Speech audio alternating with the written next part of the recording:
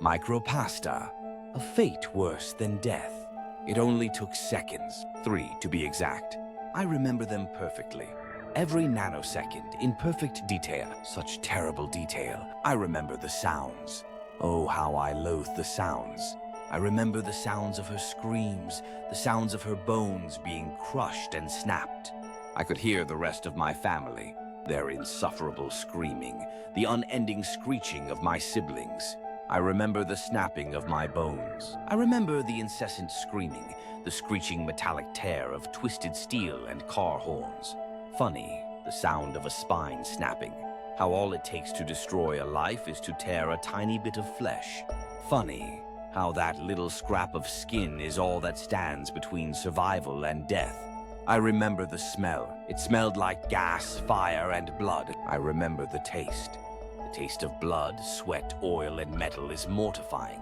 Words cannot describe the evil of this combination. I could feel my life fading.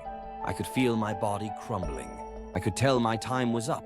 I greeted my end with open arms in my fading moments. How sad, though, that I was brought back from the brink of death.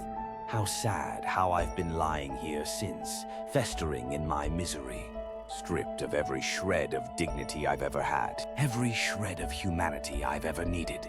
I lay alone, trapped in thought. My mind will not rest. It will not stop. Imprisoned in knowledge. I used to think that was all I wanted, solitude and peace. Time to think, to be alone with my thoughts and mind. I did not want this. I do not need this, but I've no way out.